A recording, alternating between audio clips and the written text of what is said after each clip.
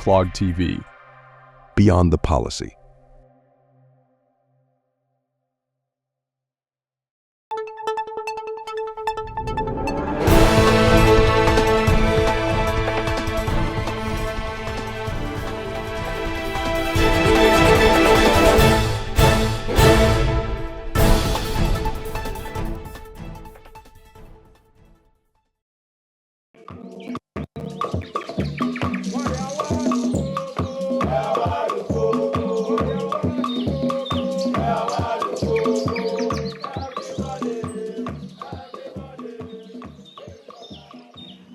You are welcome back to the Cocoa Digest Morning Show. If you are just tuning in, this is the Cocoa Digest Morning Show. Call a friend, text a friend to join in the conversation and tune in as well. It is time for our online and newspaper print review with two of my co-hosts in the persons of Miss Miriam Abnadede and Mr. Clement Yabankwe.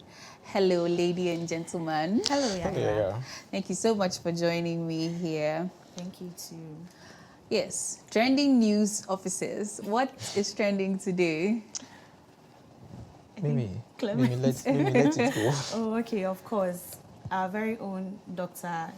Matthew Poku Prempe, Yes. also known as Napo, has been unveiled Okay. as the official running mate of Dr. Mahmoud Baumia, who happens to be the flag bearer for the New Patriotic Party. And so, and he also made, some comments. Yes, very during his unsavory unveiling, comments, and yes. that has been trending in the news lately.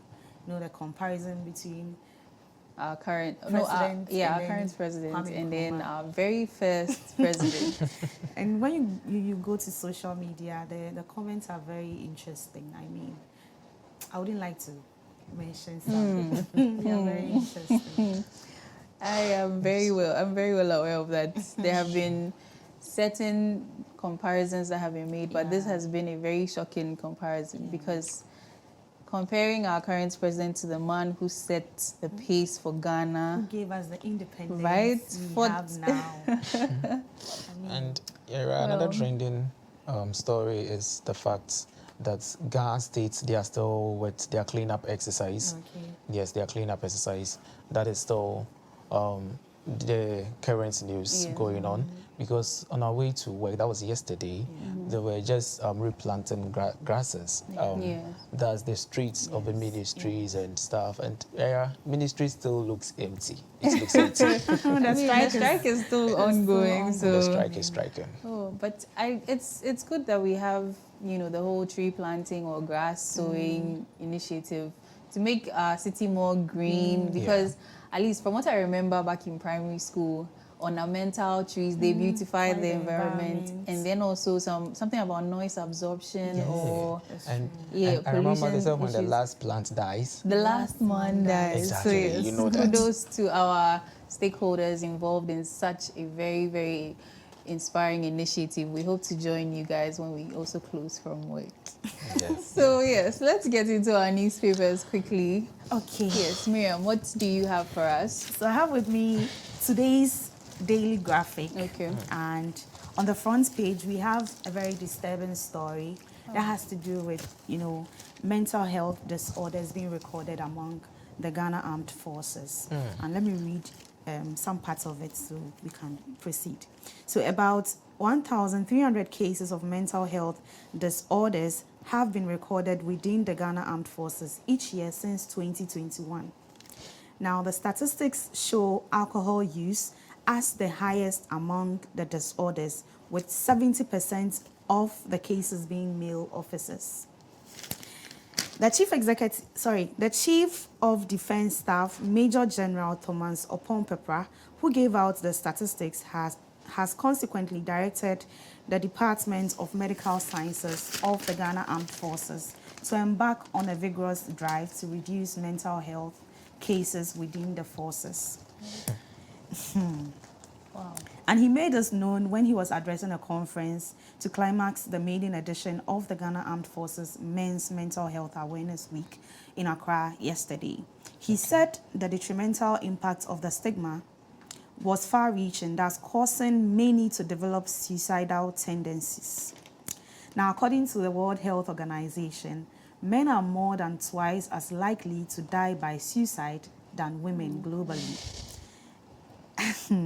A senior clinical health psychologist at the Therapy and Wellness Department of the 37 Military Hospital, Anita Paddy, said globally, 1 out of every 4 persons had some form of mental health issue or suffered from a mental condition at a particular point in time.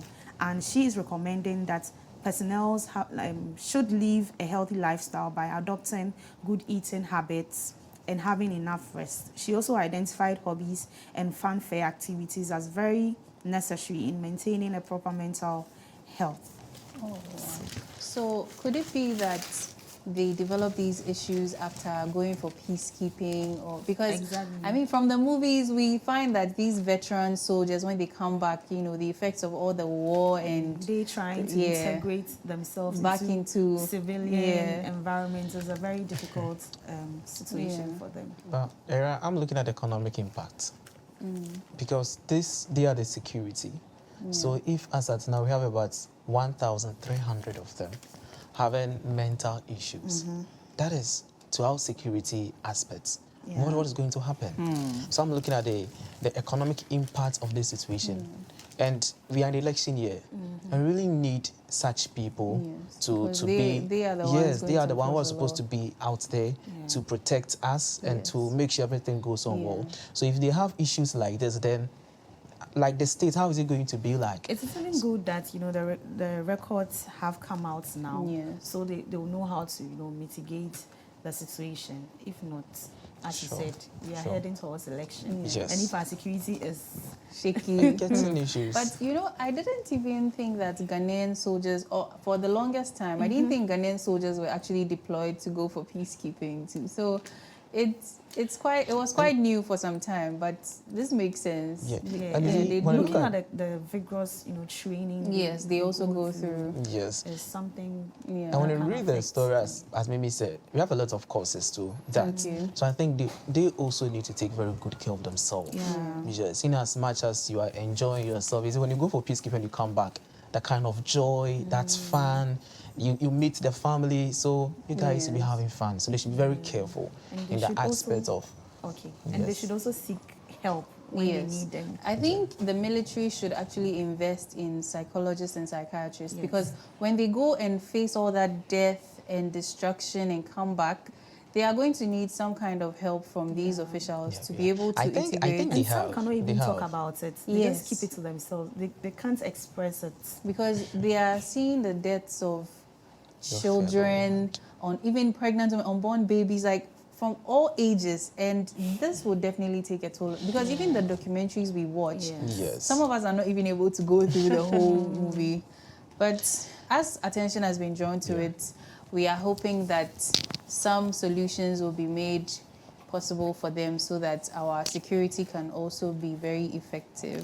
So yes, Mr. Businessman, what do you also have for us? Era, as you know, this is the graphic business, and the front page, it says CocoBoard ends 6-year losing streak. That's post 2.3 billion Ghana cedis profit in 2023. So I mean that over 6 years, CocoBoard have been incurring losses, losses. And by the grace of God, at the end of 2022-2023 season, they are having a profit of 2.3 billion. I think they are really doing well. It's when you go to the story, it says Ghana Cocoa Board has ended its 6-year losing streak following the restructuring of cocoa bills worth 7.9 billion Ghana cedis. So as a result of this profits came as a result of the restructuring of the bill. So that's IMF process. It also affected Cocoa Board. So Cocoa Board also need to restructure their bills that they have. So going through that process have enabled them to earn a profit of 2.3 billion. And the reason being that the question is, how did the restructuring go? I was just about to ask. You're going to ask. I know you will. So the restructuring of the Cocoa Board, over the years, it was 30%. That's the rate. So when you buy a bond from Cocoa Board, you have interest rates of 30%. But now, after restructuring, the rate is now 12.5%. So it has reduced. The interest yes, rate. the interest rate has now reduced. So wouldn't that pose a problem to those who buy the bonds? Or or they've, shares? so you see, he said that holders of cocoa bills whose offers were accepted received 5 new bonds, Okay. which would mature in 2024, 2025, 2026, 2027, and 2028. The new bonds came at a coupon rate of 12.5%. So Clement, Yes. does it mean that the cocoa roads that were, being halted some years back Yes. is going to come back? Oh, into yes, reality? interesting. It's going to come back. Yes. The cocoa route was halted in 2016. Wow. When Cocoa Board started having issues or incurring losses. See, when you have red in your account, when you say red, that is negative. You can't go to international markets for loans. So IMF they were denying Cocoa Board for that access. That is why Cocoa Roads was halted. So most parts of the country who were going through this cocoa road process was halted. Yeah. My part, Western region, we were fortunate to enjoy cocoa roads. But you see, now Cocoa Board is saying that they are coming back again. Okay. Yes, so it's a good cause. We are going to have good roads. We Yes. can't wait. Yes, we are looking can't forward wait. to that. Our chocolates will also reduce the prices because now we can't take in chocolates. Right? It's sad. The small one, I think the last time I checked for the price of the small one, it was about between 5 and 7 cedis. That tiny thing. It used to be 1 cedi, 50 pesos. Oh, inflation. It's serious. Thank you so much. Thank you, Yaya. And also, so for the online news here, the first story says, the National Association of the Graduate Teachers, NAGRAT, has urged heads of senior high schools to stop denying sick students permission to leave school premises for medical attention. And so here it says, the National Association of Graduate Teachers has urged the heads of senior high schools to stop denying students permission to seek external medical care. This directive comes after the Achimota School was found liable and ordered to pay 600,000 Ghana cedis in damages for the negligent death of a student about 8 years ago. I think somewhere in 2016, yes. And so NAGRAT has also emphasized that school administrators are not qualified to determine the legitimacy of a student's illness. So when a student reports that they are not feeling well, NAGRAT has argued that the appropriate action is to refer them to the medical professionals who can professionally or properly assess them and then check their conditions, take the appropriate actions, and then refer them to wherever they need to go. And so they also said that school staff, such as the house mistresses and house masters, should not be making these decisions about a student's health status, denying them the ability to seek the necessary medical care. So with this story, I think it is very important that NAGRAT has come out to boldly make it known to the head teachers, because I feel it is high time head teachers prioritize the safety and health of students over other administrative activities. Because when you read under the guidance and counseling section of the GES, there is a portion that talks about priority programs or something that has the safety and well-being of students. And so if this policy was made clear to these head teachers, I don't think we would have gotten to this stage. And also the legal implications attached to it is also something that is very good and is really going to help, tune our head teachers in the right direction. One may also argue that these students sometimes they lie and they want to just go home and go and have fun, or there's a concert and they want to run away from boarding school and just... So I think, I'm not defending that, no, I'm building my point. So I think because of that, a lot of the house masters and house mistresses do not take other students or who are seriously ill seriously, because some will pretend and they just want to go home. But then you have to ask, if the student wants to go home, what does it take away from you? The schools. And some of them do not even have medical, practitioners to even examine in the school, them in the schools. because sometimes the school nurse is probably a retired professional or something, or even not necessarily even fully qualified. Some of them don't even come to work. So if the student wants to go home and go and misbehave or whatever, at the end of the day, whatever they do, the consequence of their actions lies with them. So if you are using maybe a few bad nuts to actually stifle seeking medical care by the real students who are sick, then you are going to incur a whole lot of problems for yourself, just Yes, like so- the boy who died. Yes. So my concern was, why would they decide not to give the students exams? That's the point. You see, you know, teenagers and the whole they are bad children. But They But want there to- are- it doesn't matter. That's- It doesn't. Yes. The person There are says Afro-Potter he or too. she is sick. Yeah. Yes. So You cannot examine the person, so I'm you not. have to. I'm not defending them. I'm just Oh, I talking about the understand your reason because point. we've all been to SHS. Yes. There were times where somebody is ill, and until the person is almost dying. or even maybe having a seizure, that is when the sense of urgency comes, and Yeah. it makes you wonder why. And if a student takes exam to go home, so what? What will it do to you? What is it Because going to the take parents away have from paid you? their school fees. If the students don't want to learn, Some, teach the ones that want to learn. Some give excuses like they are going to disrupt the academic schedule and other things without them But in the it's class. not the whole school So when that's they come going back, home. the Yeah. teachers will have to repeat the already exhausted. I think you see, Yeah. when you take the conversation to that angle, I would personally not agree with Okay. you, because if one person is misbehaving, the teacher is supposed to take a critical look at the student. For all you know, that person will end up being the president of Ghana. So if the teacher fails to pay attention to that particular student, what happens when he becomes the president? Yeah. He's also going to misbehave. Yes. Yeah, so it's not like one person going out, you should just ignore it.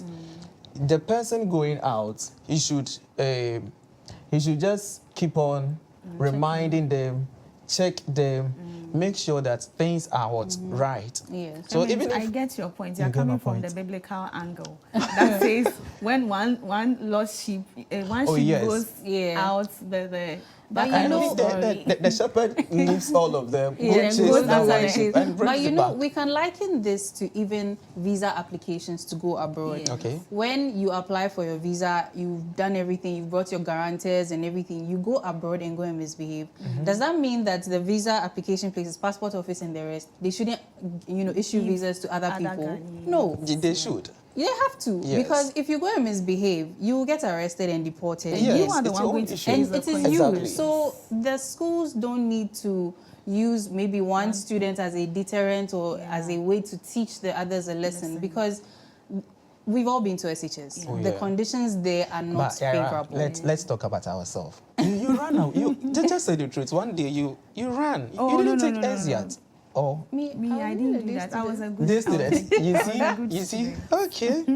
Oh, so Interesting. So yes, I'm glad that NAGRAT has come up with this so that the teachers don't over-enforce their power or Yes. authority on students when lives are at stake. Yeah. And Achimota has become Achimota school. This is sort of I don't want to use the word scapegoats, but for lack of a better word, they have become a scapegoat for the other schools to learn from this. Yeah. Because I don't think the schools have 600,000 Ghana cedis to pay My in school damages. doesn't have that amount. So they better allow the students Right? to go to the hospital. Or if not, then we can have medical officials or professionals Yes. deployed to the various Various schools to be Well, able to give most them. schools have. Not Yes. all schools. Most. But Yes, most of the that's- time you go is para and Or because vitamin C. my school we're having infirmary. Yes. Oh, wow. Which school? My school. Oh, Shama Senior High. We're having Ish. Where is infirmary. it located? Oh, Western region. Oh, okay. Yes, Shama District, of course. Oh, yes, we wow. have infirmary. Okay, Oh, they are so- very, very good people. So please, my viewers, you can send your words to Shama Senior High School, our Hey, Clemens please, alma St. mater. Francis Girls Senior High School. We are also Don't there. mention mine, please. So yes, the next story says Ghana faces timber import crisis as local manufacturers collapse. So Ghana is at a risk of having to spend millions of cedis on timber imports as 75 out of 100 local timber manufacturing companies have gone out of business. This collapse is attributed to the ongoing destruction of forests due to bushfires, and industry players are warning that the remaining 25 timber companies located in Western, North, Eastern and Central regions are struggling to secure new raw materials for production. experts fear that these last few surviving companies may soon face closure as well. Yeah, So you're it right. seems we need to take our tree planting initiative very, very seriously. Livelihoods Yes, are yes. being threatened. Yes. Because about the 75%, you know, 75, so Baku 75, 75 out of shops. 100. Oh. Egu. Hey, and And imagine these how were- many people have were lost working- jobs. The unemployment. that's what I'm talking about. And it's also going to affect the economy in Yes. the sense that Yes. now that we have to import timber into the country, it is the cost is going to go high, Yeah. and then it's going to be very difficult for us to diversify the economy. Yes. You know, checking into our industrialization and other aspects, it is really going to affect the country. Yeah. Because, yeah. like it or not, we need wood for a lot of things. We need wood for our furniture, for building, for literally even our cooking Chewing utensils, Everything, almost chewing everything. stick, toothpick, and Much yes, matches. So- Toothpick is bamboo. it's even bamboo. Okay, Yeah. so toothpick is wood. We have our furniture, our cooking utensils, even for our buildings and things like that. And now we're going to have to import. In addition to the price of cement. Era. we've not started building. No. We've not started. But you see, but this story, when I saw, I was like seriously, because Ghana, we are known to have very rich forest. Yes. When you go to African countries, we are the third Yeah. producer of timber. South Africa is first, and Nigeria is first, South Africa second, and Ghana third. So I was asking myself that, Ebanisei, and Ghana Yeah. we How do you do. even get How did we Yes. get this here? point? How do we get to Well, this point? in the That's story, we it was need to- attributed to bushfires. So I think that maybe farmers are not controlling their... And And yeah, most you're of right. them are also selling their farmlands to these galamsey.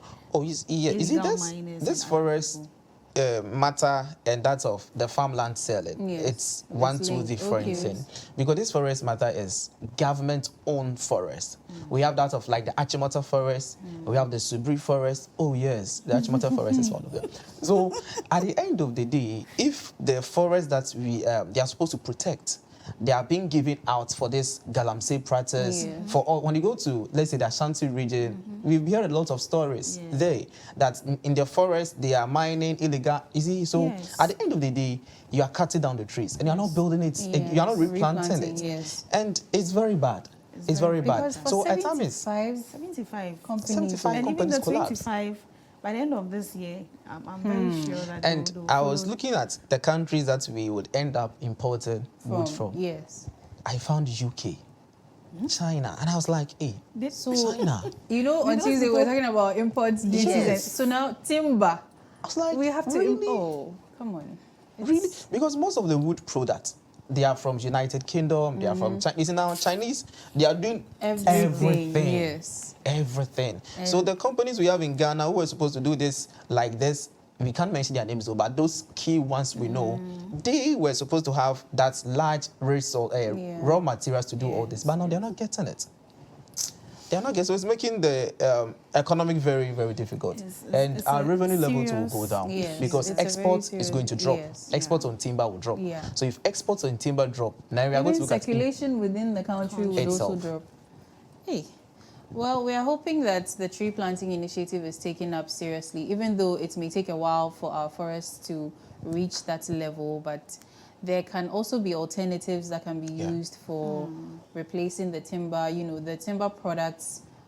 I'm sure there are more eco-friendly things that we can use in place of that. So I'm sure leaders and stakeholders involved will be able to figure out how to rectify this issue. And our thoughts and prayers are with the people that have lost their jobs and their companies. So our last story says, this one, it goes straight to Mimi. Amasaman residents decry poor road conditions. So Amasaman residents struggle with deplorable road conditions, and the residents of the Mid-Year, Ajen Kotoku and Papase communities within the Amasaman municipality of the Greater Accra region have expressed frustration over the poor state of the roads in their areas. The residents lament that the deteriorating road network has made daily life very difficult. They report that a journey that used to take about 30 minutes between Ajen Kotoku and Midyear now takes up to 3 hours due to poor road conditions. This has created significant challenges for the local population, with residents struggling to commute to and from town. The deplorable state of these roads has emerged as a major problem impacting the lives of the people living in these communities. And accounts from affected residents highlights the urgent need for infrastructural developments and improvements, as well as road repairs in the Amasaman municipality. Addressing this problem would provide a much-needed relief and better mobility for the local community. Including myself. Yeah, we are suffering. Oh. We are suffering. Oh, yes. It is a challenge. But you see, it is always when we are faced with issues like this that I remember that the country is not incorporating the SDG goals into our, thoughts or our plans. Because when you look at SDG goal 3, it says good health and well-being, and it emphasizes the need for reducing pollution-related activities for citizens to have a healthy lifestyle. So, with some of us that are being affected by, this road construction, I don't know how to express this, but it has taken a toll on us because we breathe in the dust every single day. Every single day of my life. And we are so sorry. And there are some times that I think they come and sort of sprinkle some water to reduce the... It is not done as often or as necessary. I think for Mimi, sake of the lifestyle, so she's talking about pollution aspect. For me, sake of business, I'll talk about the economic impact of bad roads. You see, when not only Amasaman, a lot of roads are bad in the country. And if there is bad roads, what happens? Productivity goes down. Developmental project goes down. Farmers are unable to transport their goods to the market. So most of the perishable goods deteriorate before it gets to the market. So farmers ends up, they are not happy in what they do. And that is why they end up increasing the prices. Because the cars are going to need more maintenance. Spending a journey that takes 30 minutes is now taking 3 hours. Imagine the amount of fuel going to be consumed for that. So it's just this ripple effect. Transportation. So at the end of the day, every evening we pay 10 cedis just to Kwasi. Something that is 5 cedis, 50 pesos. We pay 10 cedis every the reason is what they will tell you that their car is not in good state. After today, they will go to the shop. So all these issues. We just need to get our leaders or I think the people contracted to construct the roads, because I know there's a construction going on. They are trying to do some Dubai-looking thingy going on there. If they can speed it up for us, and then, because how long is this going to take? If it's going to take 10 years, does that mean that people are going to contract 10 years worth of dust-related diseases? People have children. There are children that also go to school, and at such a young age. It's a serious issue. But I think the good news is what we heard from the business story today, that Cocoa Board is coming out with the cocoa roads again. So let's believe that before the end of 2024, Cocoa Board implements such policies again, especially to those areas, deprived areas. There are some places, I don't know if you've been watching Clock TV, people in places. Some places, car can't go, car can't come. But ask yourself, do people live here? Yes, people live there. Don't worry. I hope you're not going to December 7, you find out that people are there. I will encourage our people to watch Clock TV, people in places. It's a very nice documentary where people stay and how the road is. It will take them 3 days to get to the next community. But somehow... Okay. So let's take a few comments from our viewers. So we have Kwame Opito. He says, I'm watching you live from Takrade. You are looking good, Mr. Clement. Hey, Cocoa Digest, fire emojis. And then we have Charles watching you from Dubai. Hello. Hello, Charles. And then we have Kwame Ejir. He says, I'm Keche watching you live at Takrade. And then we also have A Good Day Film Production. Good morning. I am Jay, watching you from Spintex. Hello to you all. Thank you for joining us. Tell your friends and family to also tune in so we can get more comments and appreciate you watching us. So yes, we have to wrap up our online and newspaper review. Sure. And it has, as always, been an amazing time with you. Such informative inputs. Thank you so much for joining Thank me you, Yara. here. Thank you, Tiara. And so the online and newspaper print review is over, and up next we have the business segment with Mr. Clement Yabankui. He's going to probably be teaching us more about the cocoa board issues, everything we need to know about business. So if you don't know anything about business, don't worry. Clement is here for you. Right after this break, you'll be joining Clement to learn about some business news.